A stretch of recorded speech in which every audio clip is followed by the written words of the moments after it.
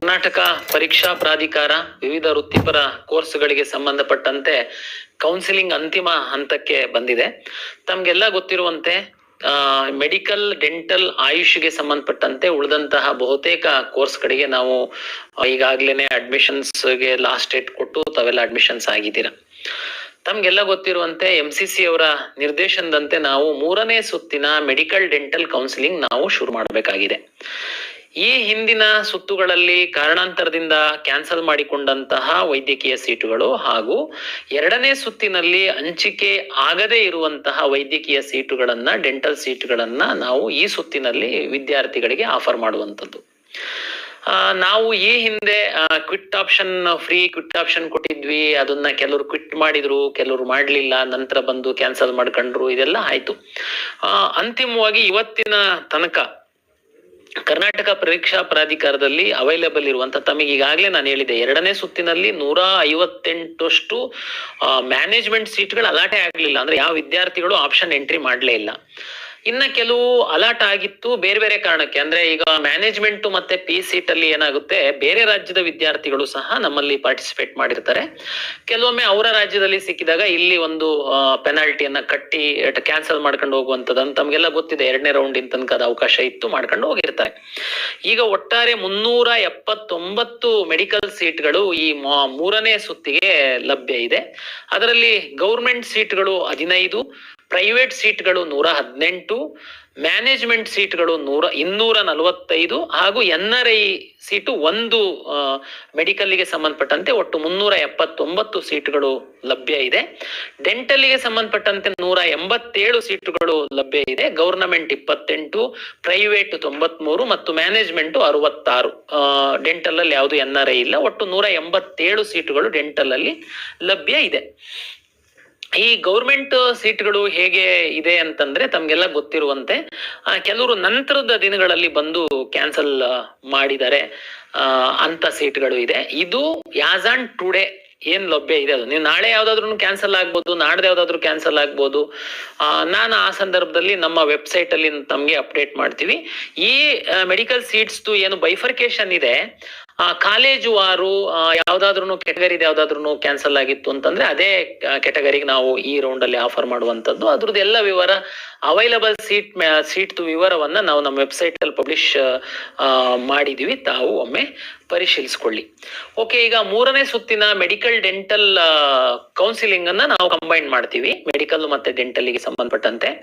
ಈಗಾಗಲೇ ನಾವು new registration ಗೆ ಅವಕಾಶ ಕೊಟ್ಟಿದ್ವಿ. ಅದರಂತೆ 2000 ವಿದ್ಯಾರ್ಥಿಗಳು ನ್ಯೂ ರಿಜಿಸ್ಟ್ರೇಷನ್ ಮಾಡಿದ್ರು. ಅವ್ರದ್ದು ಡಾಕ್ಯುಮೆಂಟ್ ವೆರಿಫಿಕೇಶನ್ ಅಗತ್ಯ ಯಾರ್ದಿತ್ತು ಅಂದ್ರೆ A ಕ್ಲಾಸ್ ಅಲ್ಲಿ ಇದ್ದವ್ರದ್ದು, ಅವ್ರದನ್ನ ಸಹ ನಾವು ಈಗಾಗಲೇ ಮಾಡ್ತಾ ಇದೀವಿ. ಅವರೆಲ್ಲರೂ ಸಹ ಇದರಲ್ಲಿ ಪಾರ್ಟಿಸಿಪೇಟ್ ಮಾಡ್ತಾರೆ. ಅದಲ್ದೇನೆ ಯಾರೆಲ್ಲ ಪಾರ್ಟಿಸಿಪೇಟ್ ಮಾಡಬಹುದು, ಸಾಕಷ್ಟು ತಮ್ಗೆ ಗೊಂದಲ ಇರುತ್ತೆ. ಮೆಡಿಕಲ್ಗೆ ಸಂಬಂಧಪಟ್ಟಂತೆ ಈಗಾಗಲೇ ತಾವು ಅಡ್ಮಿಷನ್ ಆಗಿರುವಂತವರು ಸಹ ಭಾಗವಹಿಸಬಹುದು. ಆದ್ರೆ ಯಾರು ವೆಟರ್ನರಿ ಇರ್ಬೋದು, ಇಂಜಿನಿಯರಿಂಗ್ ಇರ್ಬೋದು, ನರ್ಸಿಂಗ್ ಇರ್ಬೋದು, ಆಯುಷ್ ಇರ್ಬೋದು, ಡೆಂಟಲ್ ಇರ್ಬೋದು, ತಾವುಗಳು ಅಡ್ಮಿಷನ್ ಆಗಿದ್ದೀರಾ, ತಾವು ಸಹ ಮೆಡಿಕಲ್ಗೆ ಮಾತ್ರ ತಾವು ಭಾಗವಹಿಸಬಹುದು. ಬಟ್ ಈಗ್ಲೇನೆ ನೀವು ಭಾಗವಹಿಸೋದಕ್ ಮೊದಲು ತಮ್ಮ ಕಾಲೇಜಲ್ಲಿ ದಾಖಲೆಗಳನ್ನ ತೆಗೆದುಕೊಂಡು ಬರುವಂತದ್ರ ಬಗ್ಗೆ ತಾವು ಈಗಲೇ ಕಾಲೇಜಲ್ಲಿ ಮಾತಾಡಿಕೊಳ್ಳಿ. ಆಮೇಲೆ ಅವರು ನಿಮಗೆ ತೊಂದರೆ ಮಾಡಬಾರ್ದು, ಒಮ್ಮೆ ಅವರಿಗೆ ಹೇಳಿ. ಬಟ್ ನಾವಂತೂ ಮೆಡಿಕಲ್ಗೆ ಈ ಎಲ್ಲ ಕೆಟಗರಿ ಅವರಿಗೆ ಹಾಗೂ ಈಗಾಗ್ಲೇನೆ ಯಾರು ಅಡ್ಮಿಷನ್ ಆಗಿಲ್ಲ ಅಂದ್ರೆ ಸೀಟ್ ಯಾರ ಕೈಯಲ್ಲಿ ಇಲ್ಲ ಮೆಡಿಕಲ್ ಸೀಟು, ಅವ್ರಗಳಿಗೆ ಅವಕಾಶ ಕೊಟ್ಟಿದೀವಿ. ಕೆಲವ್ರದ್ದು ಪ್ರಶ್ನೆ ಇದೆ, MCC ನಲ್ಲಿ 3ನೇ ಸುತ್ತಿನ ತನಕ ಅಪ್ಗ್ರೇಡೇಷನ್ ಗೆ ಕೊಡ್ತಾರೆ. ಈಗ ನೋಡಿ, ನೀವೇ ಹೇಳ್ತಿದ್ದೀರಾ 15 ಗೌರ್ಮೆಂಟ್ ಸೀಟ್ ಸಹ ಇದೆ, ಮತ್ತೆ 118 ಪ್ರೈವೇಟ್ ಸೀಟ್ ಸಹ ಇದೆ. ನೀವು ಅಡ್ಮಿಷನ್ ಆಗಿದ್ದವರಿಗೆ ಸಹ ಅವಕಾಶ ಮಾಡಿಕೊಡ್ಬೇಕು ಅಂತ ತಮ್ಗೆಲ್ಲ ನಮ್ಮ ಬ್ರೋಷರ್ ಅಲ್ಲಿ ಬಹಳ ಸ್ಪಷ್ಟವಾಗಿ ನಾವು ಹೇಳಿದೀವಿ. ಕರ್ನಾಟಕದಲ್ಲಿ ಕಳೆದ ವರ್ಷ ಸಹ ಮಾಪಪ್ ಅಲ್ಲಿ ನಾವು 600 ಚಿಲ್ಲರೆ ಸೀಟ್ ಅಲಾಟ್ ಮಾಡಿದ್ವಿ. ಈ ವರ್ಷ 379 ಅಷ್ಟೇನೆ. ಕಳೆದ ವರ್ಷ ಸಹ ಯಾವ ವರ್ಷನೂ ಅಡ್ಮಿಷನ್ ಆಗಿರುವಂತಹ ವಿದ್ಯಾರ್ಥಿಗಳಿಗೆ ನಾವು 3ನೇ ಸುತ್ತಿನಲ್ಲಿ ಅಪ್ಗ್ರೇಡೇಷನ್ ಮಾಡೋದಕ್ಕೆ ಅವಕಾಶ ಕೊಟ್ಟಿಲ್ಲ. ಯಾವ್ದಾದ್ರು ಹೊಸ ಕಾಲೇಜು ಬಂದಲ್ಲಿ ಮಾತ್ರ ನಾವು ಕೊಟ್ಟಿದ್ವಿ. ಕಳೆದ ವರ್ಷ ಸಹ ಕೆಂಪೇಗೌಡ ಇನ್ಸ್ಟಿಟ್ಯೂಟ್ ಬಂದಿತ್ತು, ನಾವು ಕೊಟ್ಟಿದ್ವಿ ಅಡ್ಮಿಟ್ ಆದವರಿಗೆ. ಇಲ್ಲ ಅಂತಂದ್ರೆ 2ನೇ ಸುತ್ತಲ್ಲಿ ಕರ್ನಾಟಕ ರಾಜ್ಯದಲ್ಲಿ ಅಡ್ಮಿಷನ್ ಆದವರಿಗೆ ಮತ್ತೆ ಅಪ್ಗ್ರೇಡೇಷನ್ ಗೆ ಮತ್ತೆ ಭಾಗವಹಿಸುವಂತದ್ದಕ್ಕೆ ಅವಕಾಶ ಇರಲ್ಲ. ಮೆಡಿಕಲ್ ಟು ಮೆಡಿಕಲ್ ಇರಲ್ಲ. ಇದು ಈಗಾಗಲೇ ಈ ಹಿಂದಿನ ವರ್ಷಗಳಲ್ಲಿ ಸಾಕಷ್ಟು ಜನರು ಕೋರ್ಟಿಗೆ ಸಹ ಹೋಗಿದ್ದಾರೆ. ಅದರಲ್ಲಿ ಸಹ ಎಲ್ಲ ಏನು ಕೆಇಎ ಬ್ರೋಷರ್ ನಿಯಮ ಇದೆ ಅದು ಅಪೆಲ್ಡ್ ಆಗಿದೆ. ಡೆಂಟಲ್ ಅವರು ಹೌದು, ಡೆಂಟಲ್ ಅವರು ಆಯುಷು ಸೇರಿದಂತೆ ಇತರ ಎಲ್ಲಾ ಕೋರ್ಸ್ ಅವರು ಮೆಡಿಕಲ್ಗೆ ಮಾತ್ರ ಪಾರ್ಟಿಸಿಪೇಟ್ ಮಾಡೋದಾದ್ರೆ ತಾವು ಪಾರ್ಟಿಸಿಪೇಟ್ ಮಾಡಬಹುದು. ಒಂದ್ ವೇಳೆ ಮೆಡಿಕಲ್ ಸೀಟ್ ಸಿಕ್ತು ಅಂತಂದ್ರೆ ತಾವು ಮತ್ತೆ ರಿಟರ್ನ್ ಹೋಗ್ಲಿಕ್ಕೆ ಆಗಲ್ಲ. ಉದಾಹರಣೆಗೆ ಡೆಂಟಲ್ ಅವರು ಮೆಡಿಕಲ್ಗೆ ಬಂದಿದ್ದೀರಾ, ಮೆಡಿಕಲ್ ಸೀಟ್ ಸಿಕ್ಕಿದ್ರೆ ಆಟೋಮೆಟಿಕ್ ಆಗಿ ನಿಮ್ ಡೆಂಟಲ್ ಸೀಟ್ ಕ್ಯಾನ್ಸಲ್ ಆಗುತ್ತೆ. ಕೊನೆಗೆ ಇಲ್ಲ ನಾನು ವಾಪಸ್ ಹೋಗ್ತೀನಿ, ನೋ, ಅವಕಾಶ ಇಲ್ಲ. ಅದೇ ರೀತಿ ಆಯುಷ್ ಇರ್ಬೋದು, ಬೇರೆ ಫಾರ್ಮ್ ಸೈನ್ಸ್ ಇಲ್ಲಿ ಯಾರಾದ್ರೂ ಇದ್ದವರು ತಾವು ಬರ್ತೀರಾ ಅಂತಂದ್ರೆ ಬರ್ಬೋದು. ಬಟ್ ಆಟೋಮೆಟಿಕ್ ಆಗಿ ನಿಮ್ದು ಹಳೆ ಸೀಟು ಕ್ಯಾನ್ಸಲ್ ಆಗುತ್ತೆ. ನೀವು ಇದಕ್ಕೆ ಅನಿವಾರ್ಯವಾಗಿ ಹೋಗ್ಲೇಬೇಕಾಗುತ್ತೆ. ಡೆಂಟಲ್ ಅವರು ಅಡ್ಮಿಷನ್ ಆಗಿದ್ದಾರೆ. ಡೆಂಟಲ್ ಅಲ್ಲಿ ಯಾವುದೋ ಒಂದು ಒಳ್ಳೆ ಕಾಲೇಜಲ್ಲಿ ಸಿಕ್ಕಿದೆ, ನಿಮ್ದು ಡಿಸೈರ್ ಇರುವಂತದ್ದು, ನೋ, ಇಲ್ಲ. ಡೆಂಟಲ್ ಟು ಡೆಂಟಲ್ ಇಲ್ಲ, ಆಯುಷ್ ಟು ಆಯುಷ್ ಇಲ್ಲ.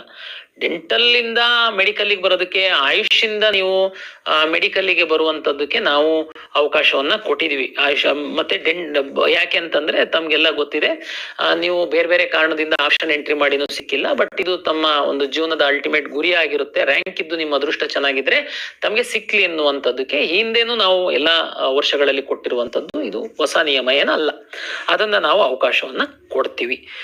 ಇನ್ನೊಂದು ಮುಖ್ಯವಾದಂತ ವಿಷಯ, ಈ ಹಿಂದೆ ನಾವು ಸಾಕಷ್ಟು ಎಜುಕೇಟ್ ಮಾಡಿದ್ರು ಸ್ವಲ್ಪ ಆ ಕಡೆ ಈ ಕಡೆ ನೆಗಿತಾ ಇರುವಂತ ವಿದ್ಯಾರ್ಥಿಗಳು ಒಂದು 5% ಇದ್ದೇ ಇದ್ದೀರಾ. ನೀವು ಕ್ವಿಟ್ ಮಾಡಿ ಅಂದ್ರೆ ಕ್ವಿಟ್ ಮಾಡಲ್ಲ, ಅದ್ರ ನಂತರ ಇಲ್ಲಿಗೆ ಬರ್ತೀರಾ, ಈ ತರದೆಲ್ಲ. ಈಗ ಮತ್ತೊಮ್ಮೆ ನಾನು ಸ್ಪಷ್ಟವಾಗಿ ಹೇಳ್ತಾ ಇದ್ದೀನಿ, ಇದು ನಮ್ಮ 3ನೇ ಸುತ್ತಿನ ಕೌನ್ಸಿಲಿಂಗ್ ಆಗಿರೋದ್ರಿಂದ ಇಲ್ಲಿ ಸ್ವಲ್ಪ ವಿಚಾರ ಮಾಡಿ ನಾನು ನಿರ್ಧಾರ ಮಾಡ್ತೀನಿ ಅಂತ ಅನ್ನುವಂಥದ್ದಕ್ಕೆ ಅವಕಾಶ ಇರಲ್ಲ. ಯಾಕೆ ಅಂತ ಹೇಳ್ತಿದೀನಿ ಅಂತಂದ್ರೆ, ಈಗಾಗಲೇ ನಮಗೆ ಎಕ್ಸ್ಪೀರಿಯನ್ಸ್ ಆಗಿದೆ. ಅಷ್ಟು ಬಾರಿ ಹೇಳಿ, ಅಷ್ಟು ಬಾರಿ ಎಡಿಟಿಗೆ ಅವಕಾಶ ಕೊಟ್ಟು, ಕ್ವಿಟ್ಟಿಗೆಲ್ಲ ಅವಕಾಶ ಕೊಟ್ಟರು ಸಹ ಈಗ ಸಹ ಬರ್ತಾರೆ, ನನಗೆ ಇಲ್ಲ ಅದು ಕಾಲೇಜು ಇಷ್ಟ ಆಗ್ಲಿಲ್ಲ, ಆ ಕಾಲೇಜಿಗೆ ಹೋದ್ಮೇಲೆ ಅವರು ನನಗೆ ಇದು ಮಾಡಿದ್ರು ಅದು ಮಾಡಿದ್ರು, ನಮ್ದು ಕ್ಯಾನ್ಸಲ್ ಮಾಡಿ ಅಂತ. ನೆಕ್ಸ್ಟ್ ಅದಕ್ಕೆ ಯಾವುದಕ್ಕೂ ಅವಕಾಶ ಇರಲ್ಲ. ಹಾಗಾಗಿ ತಾವು 3ನೇ ಸುತ್ತಿನಲ್ಲಿ ತೆಗೆದುಕೊಂಡಂತದ್ದು ಸೀಟು ಅಡ್ಮಿಷನ್ ಆಗ್ಲಿಲ್ಲ ಅಂತಂದ್ರೆ ಒಂದು ನಾನು ಪೆನಾಲ್ಟಿ ಹೇಳ್ತೀನಿ ಏನು ಅಂತೇಳಿ, ಎಷ್ಟು ಹಣ ಕಟ್ಸ್ಕೊಂಡಿರ್ತೀವಿ ಎಲ್ಲದನ್ನು ಫೋರ್ಫಿಟ್ ಆಗುತ್ತೆ. ಜೊತೆಗೆ ನಿಮಗೆ ನೆಕ್ಸ್ಟ್ ಈ ವರ್ಷ ಮಾತ್ರ ಅಲ್ಲ, ಈ ವರ್ಷ ಏನಾದ್ರು ಸೀಟ್ ಉಳಿದ್ರೆ ಸ್ಟ್ರೇ ಮಾಡ್ಬೋದು, ಸ್ಟ್ರೇ ವೇಕೆನ್ಸಿ ರೌಂಡ್ ಅಂತ. ನೆಕ್ಸ್ಟ್ ಇಯರ್ ಸಹ ತಾವು ಮೆಡಿಕಲ್ ಅಲ್ಲಿ ಭಾಗವಹಿಸೋದಕ್ಕೆ ಅವಕಾಶ ಇರಲ್ಲ. ಹಾಗಾಗಿ ವಿಚಾರ ಮಾಡಿ ನೀವು ಆಪ್ಷನ್ ಎಂಟ್ರಿ ಮಾಡಬೇಕು ಅಂತನ್ನುವಂಥದ್ದು ನನ್ನ ಒಂದು ವಿನಂತಿ. ತಮ್ಗೆಲ್ಲ ಗೊತ್ತಿರುವಂತೆ MCC ಯಲ್ಲಿ ಸಹ 3ನೇ ಸುತ್ತಿನ ಒಂದು ಕೌನ್ಸಿಲಿಂಗ್ ನಡೀತಾ ಇದೆ. ಅವ್ರದ್ದು 8ನೇ ತಾರೀಕು ರಿಸಲ್ಟ್ ಬರುತ್ತೆ. ನಾವು ಸಹ 3ನೇ ಸುತ್ತಿನ ಕೌನ್ಸಿಲಿಂಗ್ ಮಾಡ್ತೀವಿ. ಇಲ್ಲಿ ಕೆಲವು ಪೇರೆಂಟ್ಸ್ ಇಂದು ಏನು ಗೊಂದಲ ಅಂತಂದ್ರೆ, MCC ನಲ್ಲಿ ಹಿಂದೆ ನಮ್ಮಲ್ಲಿ MCC ನಲ್ಲಿ ಸಿಕ್ಕಿದವರಿಗೆ ನಾವು ಆಕ್ಚುಲಿ ಕನ್ಸಿಡರ್ ಮಾಡಲ್ಲ, ವೀಡ್ ಔಟ್ ಮಾಡಬೇಕು. ಬಟ್ ಆದ್ರೆ ನಿಮಗೆ MCC ನಲ್ಲಿ ಸಿಕ್ಕಿದ್ದು ಅನಿವಾರ್ಯವಾಗಿ ಹೋಗ್ಬೇಕಾಗುತ್ತೆ. ಬಟ್ ಇಲ್ಲಿ ಓಕೆ, MCC ಹೋಗಲ್ಲ, ನಾವು ಇಲ್ಲೇನೆ ಹೋಗ್ತೀವಿ, ಯಾಕೆಂದ್ರೆ ನೀವು MCC ನಲ್ಲಿ ಸಿಕ್ಕಿದ್ರೆ ನೀವು ಇಲ್ಲಿ ವಿಡೌಟ್ ಮಾಡ್ತೀರಾ, ಹಾಗಾಗಿ ನಾವು ಇಲ್ಲೇ ಭಾಗವಹಿಸ್ತೀವಿ ಅಂತಂದ್ರೆ ನಮ್ಮಲ್ಲಿ ಏನ್ ಸಿಗುತ್ತೆ ಅಂತ ಅನ್ನುವಂಥದ್ದು ನಿಮಗೆ ಗೊತ್ತಿಲ್ಲ. ಈ ಹಿನ್ನೆಲೆ ಒಳಗಡೆ ನಮಗೆ ಈಗ ಕಡಿಮೆ ಸೀಟ್ ಆಗಿರೋದ್ರಿಂದ ಅಲಾಟ್ಮೆಂಟ್ ಮಗದೊಂದಕ್ಕೆಲ್ಲ ಸಮಯ ತುಂಬಾ ಬೇಕಾಗ್ದಿಲ್ದಿರೋದ್ರಿಂದ, ಮತ್ತೆ ಕರ್ನಾಟಕದ ವಿದ್ಯಾರ್ಥಿಗಳು ಹಾಗೂ ಪೋಷಕರ ಹಿತ ದೃಷ್ಟಿಯಿಂದ ಒಂದು ಸಣ್ಣ ಒಂದು ಬದಲಾವಣೆಯನ್ನ ಮಾಡ್ತಾ ಇದೀವಿ. ನಾವು 2ನೇ ಸುತ್ತಿನಲ್ಲಿ ಸಹ ಈ ಅವಕಾಶವನ್ನ ಮಾಡಿಕೊಟ್ಟಿದ್ವಿ. ಏನು ಅಂತಂದ್ರೆ, 3ನೇ ಸುತ್ತಿನ MCC ನಲ್ಲಿ ತಾವ್ ಯಾರಾದ್ರೂ ಭಾಗವಹಿಸಿತ್ತು ಅಂತಂದ್ರೆ ತಾವು ದಯಮಾಡಿ ಭಾಗವಹಿಸಿ. MCC ನಲ್ಲಿ ನಾವು 3ನೇ ಸುತ್ತಿಂದು MCC ಅವ್ರದ್ದು ರಿಸಲ್ಟ್ ಬರುತ್ತೆ, ನಾವು ಸಹ 3ನೇ ಸುತ್ತಿನ ಒಂದು ಪ್ರಾವಿಷನಲ್ ರಿಸಲ್ಟ್ ಅನ್ನ ನಾವು ಪಬ್ಲಿಷ್ ಮಾಡ್ತೀವಿ. ನೀವು ನಮ್ಮಲ್ಲೂ ಭಾಗವಹಿಸೋದಾದ್ರೆ ಭಾಗವಹಿಸಿ. ಉದಾಹರಣೆಗೆ ಯಾರಾದ್ರೂ ಒಬ್ಬ ವಿದ್ಯಾರ್ಥಿಗೆ MCC ನಲ್ಲೂ ಸಿಕ್ಕಿರುತ್ತೆ, KE ನಲ್ಲೂ ಸಿಕ್ಕಿರುತ್ತೆ. ಒಂದ್ ವೇಳೆ ನೀವು MCC ನಲ್ಲಿ ಕ್ವಿಟ್ ಮಾಡಿ ನೀವು ಇಲ್ಲಿ ಬರ್ತೀರಾ ಅಂತ ಅನ್ನೋದಿತ್ತು ಅಂತಂದ್ರೆ ನೀವು ನಮಗೆ ಲಿಖಿತವಾಗಿ ಕೊಡಬೇಕು. ಪ್ರಾವಿಷನಲ್ ರಿಸಲ್ಟ್ ಪಬ್ಲಿಷ್ ಮಾಡಿದ ಅರ್ಧ ದಿವಸ, 1 ದಿವಸದೊಳಗಡೆ ನಮಗೆ ನಾವು ನೋಟಿಫಿಕೇಶನ್ ಹೇಳ್ತೀವಿ, ನೀವು ಲಿಖಿತವಾಗಿ ಅಲ್ಲಿ 2 ಲಕ್ಷ ನಮ್ದು ಹೋದ್ರೂ ಪರವಾಗಿಲ್ಲ MCC ನಲ್ಲಿ, ಯಾಕೆಂದ್ರೆ ಅಲ್ಲಿ ಕ್ವಿಟ್ ಮಾಡಿದ್ರೆ ನೀವು 2 ಲಕ್ಷ ನಿಮ್ದು ಹೋಗುತ್ತೆ. ಹಾಗಾಗಿ ನೀವು ಅಲ್ಲಿಂದ ಕ್ವಿಟ್ ಮಾಡಿ ನಾವು ಕರ್ನಾಟಕದಲ್ಲಿ KE ನಲ್ಲಿ ಮುಂದುವರಿತೀವಿ ಅಂತ ನೀವು ಲಿಖಿತವಾಗಿ ನಮಗೆ ಕೊಡಬೇಕು. ಒಂದ್ ವೇಳೆ ನೀವೇನು ಕೊಡ್ಲಿಲ್ಲ, ಬಟ್ ನಿಮ್ದು MCC ನಲ್ಲಿ ಸೀಟ್ ಸಿಕ್ಕಿದೆ ಅಂತಂದ್ರೆ ನಾವು ನಿಮ್ಮನ್ನ ಪ್ರಾವಿಷನಲ್ ಆದ್ಮೇಲೆ ಒಂದಿನ ವೇಟ್ ಮಾಡ್ತೀವಿ. ನೀವು ನಮ್ಮಲ್ಲೂ ಸೀಟ್ ಸಿಕ್ಕಿದೆ, ನೀವು MCC ನಲ್ಲೂ ನಿಮ್ದು ಹೆಸರಿದೆ, ಇಲ್ಲ ನಮ್ಮಲ್ಲಿ ಇನ್ನೂ ಸೀಟ್ ಸಿಕ್ಕಿಲ್ಲ, ರೀರನ್ ಮಾಡೋ ಒಟ್ಟು ನಮ್ಮ ಸಿಸ್ಟಮ್ ಒಳಗಡೆ ತಾವು ಆಪ್ಷನ್ ಎಂಟ್ರಿ ಮಾಡಿ ಇಟ್ಟಿದ್ದೀರಾ, ಆದ್ರೆ MCC ನಲ್ಲಿ ನಿಮಗೆ ಸೀಟ್ ಸಿಕ್ಕಿದೆ, ನಿಮ್ಮನ್ನ ನಾವು ವೀಡ್ ಔಟ್ ಮಾಡ್ತೀವಿ. ನಿಮ್ಮನ್ನ 3ನೇ ಸುತ್ತಿನ ಅಂತಿಮ ಫಲಿತಾಂಶ ಪ್ರಕಟ ಮಾಡುವಂತದ್ದಕ್ಕೆ ರನ್ ಮಾಡುವಂತ ಸಂದರ್ಭದಲ್ಲಿ ನಿಮ್ಮನ್ನ ಕನ್ಸಿಡರ್ ಮಾಡಲ್ಲ. ಒಂದ್ ವೇಳೆ ಅಲ್ಲಿ ಕ್ವಿಟ್ ಮಾಡಿ ಇಲ್ಲ ನಾವು KE ನಲ್ಲಿ ಈಗ ನಾವು ಪ್ರಾವಿಷನ್ ಅಲ್ಲಿ ಯಾವ್ದೋ ಒಂದು ಕಾಲೇಜ್ ಸಿಗುತ್ತೆ ತಮ್ಗೆ, MCC ನಲ್ಲೂ ಯಾವ್ದೋ ಕಾಲೇಜ್ ಸಿಕ್ಕಿರುತ್ತೆ, ತಾವು ಅಲ್ಲಿಂದ ನಮ್ದು 2 ಲಕ್ಷ ಹೋದ್ರೆ ಪರವಾಗಿಲ್ಲ, ನಾವು MCC ನಲ್ಲಿ ಕ್ವಿಟ್ ಮಾಡ್ತೀವಿ, KE ನಲ್ಲಿ ಮುಂದುವರಿತೀವಿ ಅಂತೇಳಿ ನೀವು ನಮಗೆ ಲಿಖಿತವಾಗಿ ಕೊಟ್ರೆ ನೀವು ನಿಮ್ಮನ್ನ ನಾವ್ ಇಲ್ಲಿ ಉಳಿಸ್ತೀವಿ, ಅಲ್ಲಿ ಲಿಸ್ಟ್ ಅಲ್ಲಿ ಇದ್ರು ಉಳಿಸ್ತೀವಿ, ನೀವು ನಿಧಾನಕ್ಕೆ ಅದನ್ನ ಕ್ವಿಟ್ ಮಾಡ್ಕೊಂಡು ಬನ್ನಿ. ನೀವು ನಮಗೆ ಲೆಟರ್ ಕೊಟ್ಟು ನಾವಿಲ್ಲಿ ಉಳಿಸಿ ರೀರನ್ ಮಾಡಿ ಅಂತಿಮ ಫಲಿತಾಂಶ ಪ್ರಕಟ ಮಾಡಿದ ನಂತರ ಮತ್ತೆ ನೀವು ಇಲ್ಲ ನಾವು ಅಲ್ಲಿ ಹೋಗ್ತೀವಿ ಅಂತಂದ್ರೆ ಅದು ಪನಿಷ್ಮೆಂಟ್ ಬೇರೆ ತರ ಇರುತ್ತೆ. ನಿಮ್ಮ ಕೋರ್ಸ್ ಫೀಸ್ ಏನಿದೆ ಅದು ಪೆನಾಲ್ಟಿ ಎಲ್ಲದನ್ನು ಕ್ಲಾಸ್ ಬರುತ್ತೆ. ಇದು ನಿಮ್ಮ ಅನುಕೂಲಕ್ಕೆ ಮಾಡ್ತಿರುವಂತದ್ದು, ಹಾಗಾಗಿ ಇದನ್ನು ತಾವು ದುರುಪಯೋಗ ಪಡಿಸ್ಕೊಂಡ್ಬಾರ್ದು, ಇದಕ್ಕೆ ನೀವು ಸದುಪಯೋಗ ಪಡಿಸ್ಕೊಳ್ಬೇಕು ಕರ್ನಾಟಕದ ಪೇರೆಂಟ್ಸ್ ಅಂತನ್ನುವಂಥದ್ದು ಒಂದು ನನ್ನ ವಿನಂತಿ. ಇದು ತಮ್ಗೆ ಅನುಕೂಲ ಆಗುತ್ತೆ ಅಂತ ನಾನು ಭಾವಿಸಿದ್ದೀನಿ. ಕೆಲವು ವಿದ್ಯಾರ್ಥಿಗಳು ಮತ್ತು ಪೋಷಕರಲ್ಲಿ ಕೆಲವು ಗೊಂದಲಗಳಿದೆ. ಏನು ಅಂದ್ರೆ ಕರ್ನಾಟಕ ಪರೀಕ್ಷಾ ಪ್ರಾಧಿಕಾರದ ವತಿಯಿಂದ ಮೊದಲ ಮತ್ತು 2ನೇ ಸುತ್ತಿನಲ್ಲಿ ಮೆಡಿಕಲ್ ಕಾಲೇಜು, ಡೆಂಟಲ್ ಕಾಲೇಜಿನ ಸೀಟ್ ಪಡೆದು ತಾವು ವಿವಿಧ ಕಾಲೇಜಲ್ಲಿ ಅಡ್ಮಿಷನ್ ಆಗಿದ್ದೀರಾ. ನಮ್ಮಲ್ಲಿ ಕಂಪಲ್ಸರಿ ಅಡ್ಮಿಷನ್ಸ್ ಇತ್ತು, ತಾವು ಅಡ್ಮಿಷನ್ ಆಗಿದ್ದೀರಾ. 3ನೇ ಸುತ್ತಿಗೆ ನಾವು ಬರ್ಬೋದಾ ಅಂದ್ರೆ ತಮ್ಗೆಲ್ಲ ಈಗಾಗ್ಲೇನೆ ಹೇಳಿದೀನಿ, ಬರೋದಕ್ಕೆ ಅವಕಾಶ ಇಲ್ಲ. ಅಂದ್ರೆ ನಮ್ಮಲ್ಲಿ ಅಪ್ಗ್ರೇಡೇಷನ್ ಗೆ ಅವಕಾಶ ಇಲ್ಲ. ನಾವ್ MCC ಗೆ ಹೋಗ್ಬೋದಾ, MCC ಗೆ ಹೋದ್ರೆ ನೀವು ನಮಗೆ ಕಳಿಸ್ಕೊಡ್ತೀರಾ ಅನ್ನುವಂಥದ್ದು ಸಹ ಕೆಲವರು ಪೋಷಕರದು ಪ್ರಶ್ನೆಗಳಿದೆ. ಖಂಡಿತ ತಾವು MCC ನಲ್ಲಿ ಭಾಗವಹಿಸುವಂತದ್ದಿತ್ತು ಅಂತಂದ್ರೆ ದಯಮಾಡಿ ತಾವು ಭಾಗವಹಿಸಿ. ಒಂದ್ ವೇಳೆ ಇಲ್ಲಿಗಿಂತ ಏನಾದ್ರು ತಮ್ಗೆ ಅಲ್ಲಿ ಒಳ್ಳೆ ಸೀಟ್ ಸಿಗುತ್ತೆ ಅಂತಂದ್ರೆ ತಾವು ಭಾಗವಹಿಸಬಹುದು. ನೀವು ಹೇಗೆ ಕಳಿಸ್ಕೊಡ್ತೀರಾ? ಎನಿವೆ ನಾವು 3ನೇ ಸುತ್ತಿನಲ್ಲೇನೆ ನಾವು ಸೀಟನ್ನ ಅದನ್ನ ತಾವು ನಮ್ಮ ಹತ್ರ ಬಂದು ಕ್ಯಾನ್ಸಲ್ ಮಾಡ್ಕೊಳ್ಬೇಕಾಗುತ್ತೆ.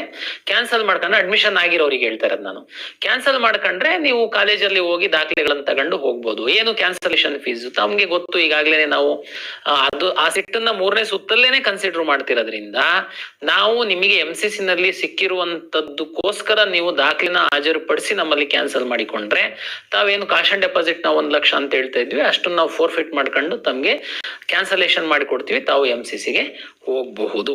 ಇದು ಒಂದು ನಾವು ತಮ್ಗೆ ಅನುಕೂಲ ಮಾಡಿಕೊಡ್ತಾ ಇದೀವಿ. ಹಾಗಾಗಿ MCC ನಲ್ಲಿ ಸೀಟ್ ಮ್ಯಾಟ್ರಿಕ್ಸ್ ಈಗಾಗ್ಲೇನೆ ಪಬ್ಲಿಷ್ ಮಾಡಿದ್ದಾರೆ. ತಮ್ಮಗೆ ಏನಾದ್ರು ಸೂಕ್ತವಾಗಿರುವಂತಹ ಸೀಟ್ಗಳು ಯಾವ್ದಾದ್ರು ಕಾಲೇಜ್ ಸಿಗುತ್ತೆ ಅಂತಂದ್ರೆ ನೀವು ಟ್ರೈ ಮಾಡೋದಿತ್ತು ಅಂತಂದ್ರೆ ತಾವು ಟ್ರೈ ಮಾಡಬಹುದು. ನಮ್ಮಲ್ಲಿ ನಿಮಗೆ ಕ್ಯಾನ್ಸಲೇಷನ್ ಮಾಡಿ ಕೊಡ್ತೀವಿ, ತಾವು ಅಲ್ಲಿಗೆ ಹೋಗಿ ಸೀಟನ್ನ ಪಡೆಯುವಂತದಕ್ಕೆ ಅನುಕೂಲ ಮಾಡಿ ಕೊಡ್ತೀವಿ. ಜೊತೆಗೆ ಫೀಸಿಗೆ ಸಂಬಂಧಪಟ್ಟಂತೆ ಹೇಳುವಂತದ್ದಾದ್ರೆ 1 ಲಕ್ಷವನ್ನ ನಾವು 3 ಸ್ಲ್ಯಾಬ್ ಅನ್ನ ಮಾಡಿದೀವಿ. ಏನಂತಂದ್ರೆ ಉದಾಹರಣೆಗೆ ಈಗ ಬರೀ ಗೌರ್ಮೆಂಟ್ ಸೀಟಿಗೆ ಪಾರ್ಟಿಸಿಪೇಟ್ ಮಾಡುವಂತವ್ರಿಗೆ ಎಲ್ಲರಿಗೂ ಒಂದೇ, ಮ್ಯಾನೇಜ್ಮೆಂಟ್ ಸೀಟಿಗೆ ಪಾರ್ಟಿಸಿಪೇಟ್ ಮಾಡುವಂತವ್ರಿಗೆ ಎಲ್ಲರಿಗೆ ಒಂದೇ, ಆತರ ಮಾಡುವಂತದ್ದು ಸೂಕ್ತ ಅಲ್ಲ ಅಂತೇಳಿ ನಾನು ಈಗ 1 ಲಕ್ಷವನ್ನ ಯಾರು ಡೆಪಾಸಿಟ್ ಮಾಡ್ತೀರಾ ಅವರು ಮೆಡಿಕಲ್ ಮತ್ತೆ ಮೆಡಿಕಲ್ಲಿನ ಎಲ್ಲಾ ಗೌರ್ಮೆಂಟ್ ಸೀಟುಗಳಿಗೆ ಹಾಗೂ ಡೆಂಟಲ್ಲಿನ ಎಲ್ಲಾ ಸೀಟುಗಳಿಗೆ ಭಾಗವಹಿಸಬಹುದು. 12 ಲಕ್ಷವನ್ನ ಯಾರು ಡೆಪಾಸಿಟ್ ಮಾಡ್ತೀರಾ ಅವರು ಎಲ್ಲಾ ಗೌರ್ಮೆಂಟ್ ಸೀಟ್ಗಳಿಗೆ ಮತ್ತು ಪ್ರೈವೇಟ್ ಸೀಟ್ಗಳಿಗೆ ತಾವು ಭಾಗವಹಿಸಬಹುದಾಗಿರುತ್ತೆ. ಯಾರು 25 ಲ್ಯಾಕ್ ಅನ್ನ ನೀವು ಡೆಪಾಸಿಟ್ ಮಾಡ್ತೀರಾ ಅವರು ಮ್ಯಾನೇಜ್ಮೆಂಟ್, NRI, ಗೌರ್ಮೆಂಟ್, ಪ್ರೈವೇಟ್ ಎಲ್ಲ ಸೀಟಿಗೆ ತಾವು ಭಾಗವಹಿಸುವಂತದಕ್ಕೆ ಅವಕಾಶ ಇರುತ್ತೆ. ಉದಾಹರಣೆಗೆ ನೀವು 1 ಲಕ್ಷವನ್ನ ಕಟ್ಟಿ ಮ್ಯಾನೇಜ್ಮೆಂಟ್ ಸೀಟಿಗೆ ಭಾಗವಹಿಸೋದಕ್ಕಾಗಲ್ಲ, ಪ್ರೈವೇಟ್ ಸೀಟಿಗೆ ಭಾಗವಹಿಸೋದಕ್ಕಾಗಲ್ಲ. 12 ಲಕ್ಷವನ್ನ ಕಟ್ಟಿ ತಾವು ಮ್ಯಾನೇಜ್ಮೆಂಟ್ ಸೀಟಿಗೆ ಭಾಗವಹಿಸುವಂತದಕ್ಕಾಗಲ್ಲ. ಹಾಗಾಗಿ ನೀವು ಇದನ್ನ ವಿಚಾರ ಮಾಡಿ ಆಪ್ಷನ್ ಎಂಟ್ರಿ ಮಾಡ್ಬೇಕಾಗುತ್ತೆ. ನಾನೀಗ ಹೇಳ್ದಂಗೆ ಉದಾಹರಣೆಗೆ 25 ಲಕ್ಷವನ್ನ ಕಟ್ಟಿ ತಾವು ಅವೈಲಬಲ್ ಮ್ಯಾನೇಜ್ಮೆಂಟ್ ಸೀಟ್ಗಳನ್ನ ಹಾಕಿ ನಂತರ ಒಂದು ಸೀಟ್ ಅಲಾಟ್ಮೆಂಟ್ ಆದ್ಮೇಲೆ ಇಲ್ಲ ನಂದು ಫಸ್ಟ್ ಪ್ರಿಯಾರಿಟಿ ಬೇರೆ ಇತ್ತು, ಅದು ಸಿಕ್ಕುತ್ತೆ ಅಂತ ನಾನು ಹಾಕಿದ್ದೆ, ಅದು ಸಿಕ್ಕಿಲ್ಲ, ನನಗೆ 4ನೇ ಪ್ರಿಯಾರಿಟಿ ಸಿಕ್ಕಿದೆ, ಇಲ್ವಾ ನಾನು 10 ಹಾಕಿದ್ದೆ 10ನೇ ಪ್ರಿಯಾರಿಟಿ ಸಿಕ್ಕಿದೆ, ಹಂಗಾಗಿ ನನಗೆ ಬೇಕಾಗಿಲ್ಲ ಅಂದ್ರೆ ನಿಮ್ದು 25 ಲಕ್ಷ ರೂಪಾಯಿ ಹೋಗುತ್ತೆ. ಇಲ್ಲಿ ಯಾವ್ದು ಕಾಂಪ್ರಮೈಸ್ ಇಲ್ಲ. ಮತ್ತೆ ಈ ನೆಕ್ಸ್ಟ್ ಇಯರ್ ಸಹ ನಿಮಗೆ, ಈ ವರ್ಷ ಸಹ ನೆಕ್ಸ್ಟ್ ಇಯರ್ ಯಾವುದೇ ನೀಟ್ ಕೌನ್ಸಿಲಿಂಗ್ ಅಲ್ಲಿ ಭಾಗವಹಿಸೋದ್ರಿಂದ ನಿಮಗೆ ಬಾರ್ ಆಗುತ್ತೆ. ನಮ್ಮಲ್ಲಿ ಮಾತ್ರ ಅಲ್ಲ, MCC ನಲ್ಲಿ ಸಹ ಅವ್ರು ನಮಗೆ ಲಿಸ್ಟ್ ಕೇಳ್ತಾರೆ, ನಾವು ಕಳಿಸ್ಕೊಡ್ತೀವಿ. ಹಾಗಾಗಿ ನೀವು ವಿಚಾರ ಮಾಡಿ ಇಂಥ ಕಾಲೇಜಿಗೆ ಸೀಟ್. ಈಗ ನೋಡಿ, ನಾವು ಸೀಟ್ ಮ್ಯಾಟ್ರಿಕ್ಸ್ ಹಾಕಿದೀವಿ, ಯಾವ್ಯಾವ್ದು ಕಾಲೇಜಲ್ಲಿ ಸೀಟ್ ಇದೆ ಅನ್ನೋದು ಗೊತ್ತಿದೆ. ಆದ್ರೆ ಕೆಲವು ಕಾಲೇಜಿಗೆ ರೇಟಿಂಗ್ಸ್ ಇಲ್ಲ, ಅಲ್ಲಿ ನಿಮಗೆ ಹೋಗಿ ನೋಡಿದೀರಾ, ನಿಮಗೆ ಕಂಫರ್ಟಬಲ್ ಇಲ್ಲ, ತೃಪ್ತಿ ಇಲ್ಲ, ದಯಮಾಡಿ ಹಾಕಕ್ ಹೋಗ್ಬೇಡಿ. ನೀವು ನಿರ್ಧಾರ ಬೇರೆ ಮಾಡಿ. ಇಂಥ ಕಾಲೇಜು ಸಿಕ್ಕಿದ್ರೆ ಮಾತ್ರ ನಾನು ಹೋಗ್ತೀನಿ ಅಂತನ್ನುವಂಥದ್ದಿತ್ತು ಅಂತಂದ್ರೆ ಅಂಥದ್ದನ್ನ ಮಾತ್ರ ಹಾಕಿ ಅಂತನ್ನುವಂಥದ್ದು ನನ್ನ ಒಂದು ವಿನಂತಿ ತಮ್ಗೆ.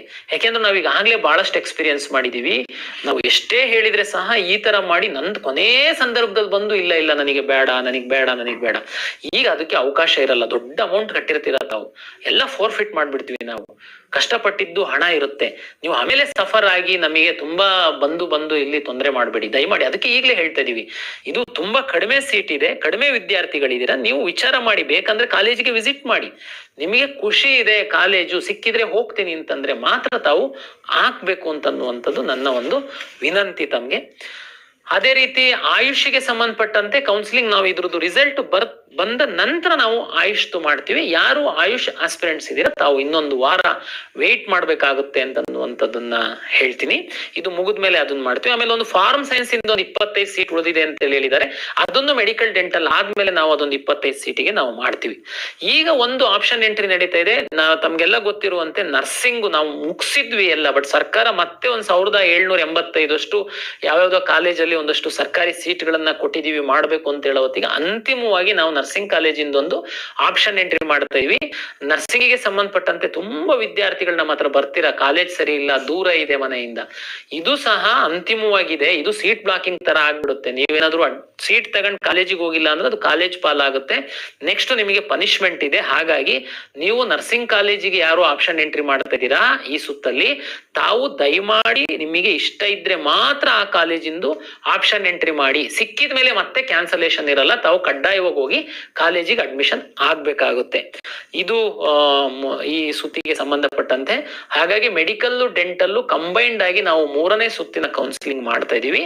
ತಾವು ವಿಚಾರ ಮಾಡಿ ನೀವು ಆಪ್ಷನ್ ಎಂಟ್ರಿ ಮಾಡ್ಬೇಕು ಅಂತೇಳಿ ನಾನು ತಮ್ಮಲ್ಲಿ ವಿನಂತಿಯನ್ನ ಮಾಡಿಕೊಳ್ತೇನೆ. ತಾವು ಸೀಟ್ ಸಿಕ್ಕಿದ್ಮೇಲೆ ಕಡ್ಡಾಯವಾಗಿ ಕಾಲೇಜಿಗೆ ಹೋಗ್ಬೇಕಾಗುತ್ತೆ ಅನ್ನುವಂಥದ್ದನ್ನ ತಾವು ನೆನಪಲ್ಲಿ ಇಟ್ಕೊಂಡು ಆಪ್ಷನ್ ಎಂಟ್ರಿ ಮಾಡ್ಬೇಕು ಅಂತೇಳಿ ನಾನು ತಮ್ಮಲ್ಲಿ ವಿನಂತಿಯನ್ನ ಮಾಡಿಕೊಳ್ತೀನಿ.